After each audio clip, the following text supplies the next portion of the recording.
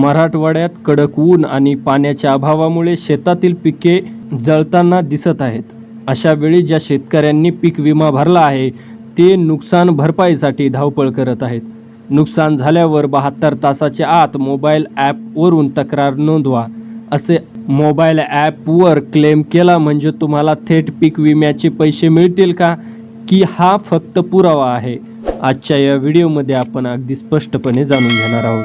Mobile ॲपवरून 72 तासाच्या आत आपण फोटो काढून ॲप्लिकेशनवरती क्लेम केल्याच्या नंतर त्याच्या आधारे आपल्याला पीक विमा मिळत नाही.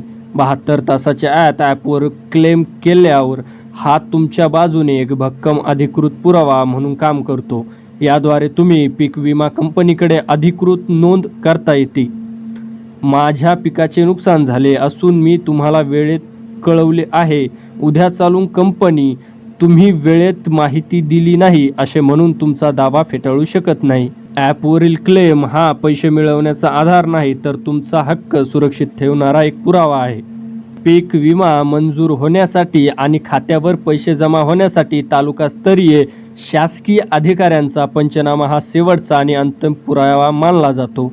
ज्यामध्ये तालुकास्तरीय कृषी अधिकारी, कृषी सहाय्यक, तलाठी आणि विमा कंपनीचा अधिकृत प्रतिनिधी हे तिघे जेव्हा तुमची संयुक्त पंचनामा तयार करतात, त्या पंचनाम्यात नमूद केलेल्या नुकसानीच्या टक्केवारीनुसार तुमचा पीक विमा मंजूर केला जातो.